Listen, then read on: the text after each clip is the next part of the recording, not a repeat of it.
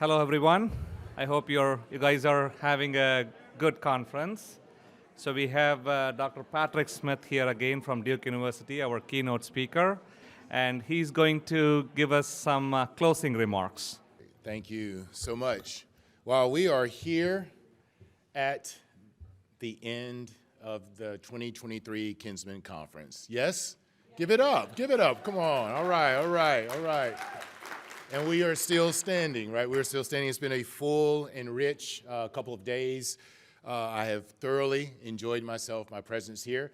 I also want to say I am very grateful for the reception that I have received and my colleagues as well here. And I've actually just sensed so much synergy and deeply appreciate the work that you all are involved in. And just over these 2 days, looking and watching and observing, a lot has gone into this. So the planning team and the committee for all the work that you guys have done has just been remarkable, and just to see the fruit of it. And so what I want to do is, this is amazing, right? Because I raised these themes in my talk, and I was I thought about this before I saw the full agenda. And you may remember I kind of gestured towards some big ideas. I said, moving towards a beloved community, I think we need to imagine an expanded notion of what is necessary for health beyond that of modern medicine's understanding. We needed to think about and reform how the financial incentives and economic models of healthcare resist preventable care as an approach to health promotion. And then lastly, seek to embody a commitment to solidarity in our broader political and social life beyond the confines of professional clinical health care. And emphasizing again and again that we also, in all of this, need to attend to the economic and political levers of power in pursuit of justice. And these are grand and lofty ideals in some ways, but what I was so excited to watch, hear, and observe over these last 2 days were people making some of these ideas much more concrete, more specific, more practical, where we can imagine some of this happening in some creative ways. Now, there's more that I want to say, but also want to take just 5 minutes, right, for you guys to have just a little bit of table talk. And what I want you to do is to reflect together just what are some takeaways that you have from the last 2 days that we've been together, and maybe something that you want to implement or take back to your particular community for the work that you're doing. We just want to take 5 minutes to do that. I think that's good for you to be able to share a little bit with one another, and I will call us back, and then I won't keep you long, I promise. And make sure you do not leave in these 5 minutes. Stay here. Well, all right. I know that 6 or 7 minutes is not a lot of time to talk and reflect and establish takeaways from the several hours of discourse that we've been involved in and all that you've heard. But I do recognize that we are at the end of our time here, and I don't want to get in trouble, right, with the organizers of this event, because I want to come back someday, even just as a participant, right? So I don't want them to run me out of town and tell me never to come back to Oregon once again. So would not want that. It's beautiful out here. But no, I just want to reflect just a little bit on some of what I've heard and what I think about.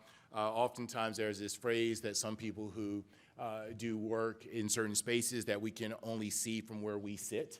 And I think that's true in many ways. And so from where I sit, I will reflect upon what I see, but I'm also grateful that we can get some insight into other things that are out there by listening carefully to people from where they sit in different ways. And perhaps our field of vision might be expanded if we can learn to listen more carefully to others. But from where I sit and thinking about this, I just want to highlight this role of imagination. We've heard that over and over and over and over again. And I think that notion of imagination is extremely important. Moral imagination, right? I use this phrase, racialized imagination, right? There was a time in which historically speaking, right, imagination language was really important. It showed up in a lot of discourse, right, in high academic spaces. Then there was a time where there wasn't a lot of discourse on imagination, and we were only thinking about imagination with respect to children and things along that line. but there has been this kind of renaissance in some ways of thinking about what it means to imagine a different kind of world. Now, there are some challenges where people sometimes use the phrase optimism, right? People often ask, are you optimistic about the future? Are you optimistic about these things that are to come?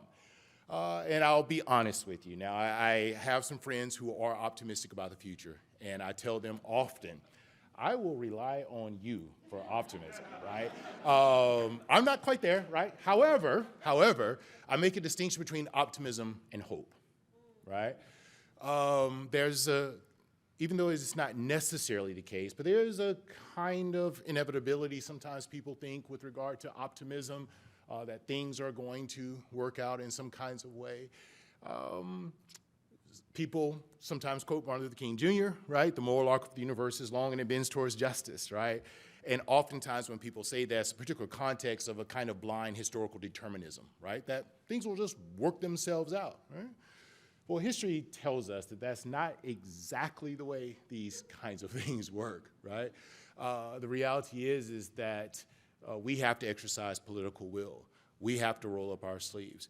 We have to be willing to do the work and find the resources that can help us to do it. So when I think about optimism, I recognize that oftentimes when there are steps forward that many of us may want to make with regard to health justice, which has been a very much a prominent theme of these 2 days together, that is often met with some resistance and some backlash. And so in doing this kind of work, we have to be prepared for that in different ways. But this notion of imagination that came up with various panels, right? Imagine that, right? Why bioethics needs the humanities to flourish and other kinds of things. What imagination helps us to do is to maybe see a future that is not actual. And so for those who actually say that they are not hopeful anymore, then the question is, how do you actually work for a more just world? How do you actually work for health justice? The idea is something like this. If you actually think that the world is not the way that it ought to be, right, then we need to think about a way the world ought to be, right? And so justice requires us to try to work towards whatever that moral vision is that we think reflects some type of good or good about the world. And so we're hopeful that the work that we do can actualize that world. Without a kind of hope, I wonder and worry at times, right? Can we continue to move towards this notion of health justice? And so I was struck by the amount of times imagination emerged and the deep importance of imagination for doing this work of health justice and the importance of imagination for sustaining the work in health justice. And so this emphasis again on bringing bioethics together with social justice I think is very important and remarkable. Many people in the field, as I've been trying my best to keep my eyes and ears open to trends and to conversations that are happening, and I am grateful for kind of an expanded conversation that's happening in these areas, and I'm seeing this and hearing this here throughout the last 2 days being here. Also, this last panel that, as I was listening to, the role of clinical ethics, right, in terms of pursuit of justice, and this conversation between public health experts, right, clinicians, those who are doing clinical ethics. And one of the things that I think the COVID-19 pandemic has really done for us is to help us see that these distinctions between these categories of like clinical ethics and all the values and resources that are in those spaces, and then we think about public health ethics and all the resources and values that are part of those spaces, right? If we were tempted to think that there is a hard and fast line between those two, I think the COVID-19 pandemic would hopefully cause us to rethink that, such that the line is going to be much more porous, right? Which identifies this notion of the deep interdependency that we have as human beings with our environment, with the larger world, the kind of dependency that we have, and also to raise this term that shows up in our various philosophical circles of finitude, right? We're finite. There are limitations, right? And how do we begin to account for the limitations that are built into our existential realities? And so hearing that, and I'm really hopeful to come back to that word, to hear the panel conversation, right? Just about thinking creatively, how do we let public health ethics maybe inform what we're doing in terms of clinical ethics, and how clinical ethics can actually inform the work of public health ethics at the same time. Another thing that I think is really important that we have to wrestle with that may make us uncomfortable, but as Brian Stevenson says, we have to learn how to be comfortable with being uncomfortable if we're going to pursue lines of justice, is the notion that racism, not race, is a problem that we have to wrestle with still. I think that language has shown up again and again. It also has impacted how we think about the practice of medicine and what we can do, and really wrestling with this racialized imagination, how our thoughts continue to, how these situations that we find ourselves in continue to evolve, right, based on this notion of a racialized imagination, this larger socialization process. And part of the work of moving towards health justice is recognizing by dealing with those issues, we're actually beginning to expand the scope and lifting all up, because there is a kind of economic exploitative aspect that comes along with understanding the way racism is working in our world.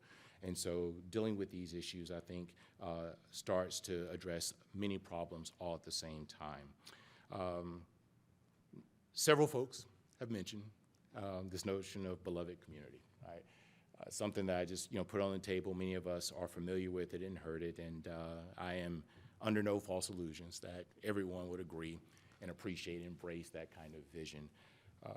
But it does give us something to strive towards, and there are going to be some challenges there. When I was a kid, my dad was a minister, an educator, and a musician, okay? And we had this really broad community, and I grew up in Alabama, right, southeast part of the United States. So summers were really, really hot and humid, okay?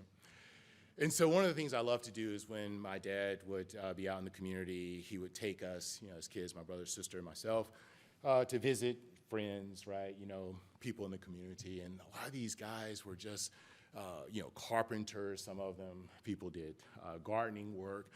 Others just did a host of other things, right? It was just fun to sit and listen to these old guys sit around talk, and the women would always have pound cake, right? And they would always give you that and lemonade and all this kind of stuff, right? And so there was this guy that I really liked. He was an older gentleman. He was a carpenter by trade, and his name was Mr. T. Right? Not to be confused with the 1980s A-Team, I pity the fool, Mr. T, right? But Mr. T, right?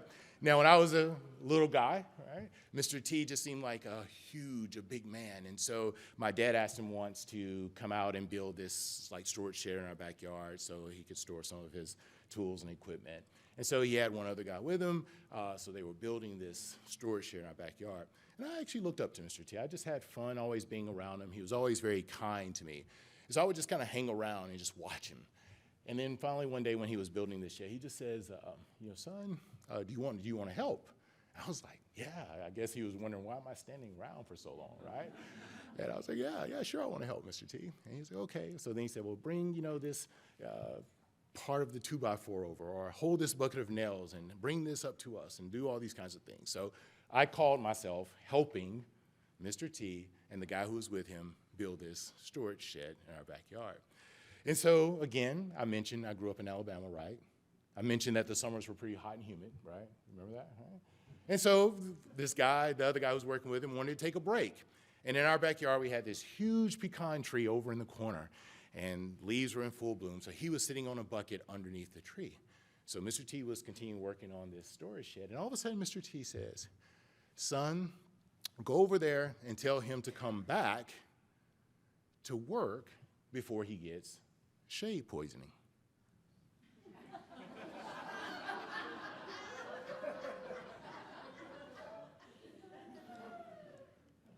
Okay, yes, sir. Yes, Mr. T, I'll go and tell him. So I walk over and kind of walked over sheepishly to him and just said, Mr. T wants you to come back. He's concerned about you getting shade poison. And the guy just kind of grumbled, shook his head, grabbed his tools, and he went back out. Now, as a little guy, I was a little concerned, right? Because this shade poisoning thing sounded pretty serious. And I recognized that I had spent a lot of time under that pecan tree in the past. And I'm thinking to myself, like, what exactly is shade poisoning? And then I was wondering, like, do I have it? And then more importantly, how do I get rid of it, right? And so I run in the house, and my mom was at the kitchen sink, and I said, Mom, I said, Mr. T was worried about this guy out here getting shade poisoning. I said, what is that? So then she says, she just smiles, and she says, why don't you go out and ask Mr. T that? So I run back outside, and I just stand at the bottom of this ladder. Mr. T's working, right? Finally looks down, and he's like, well, what is it, son? I said, Mr. T, I said, what's shade poisoning? And so he comes out the ladder. He just looks at me. He just says, son, shade poisoning ain't nothing but laziness. And then he put his hand on my shoulder and he says, don't you worry about that. Come on, we have work to do. That has actually stuck with me all of these years later, that we have work to do. When we think about the pace that clinicians and the stress and strains that they are under as they are trying to be as just as they can in their practice, we know that we have work to do. We know that when our indigenous populations are still dealing with the effects of colonialism and all types of exploitation and the negative health outcomes in those spaces, we still have work to do. When we think about trying to deal with principles of redress for all of the, or for many of the harms that we have experienced as a nation, we recognize that we have work to do. When we think about the houselessness that plagues too many of our communities, we recognize that we still have work to do. When we think about our own spaces and trying to navigate issues of resources and allocation issues and being the right kinds of professionals that allow us to fulfill what we feel like we want to do and what we've been drawn to do, and some would say even called to do, we recognize that there's still much work to do. So my closing word to you is that as you continue and go back to your various spaces, let it not be said of any of us in this room that we have shade poisoning. Thank you.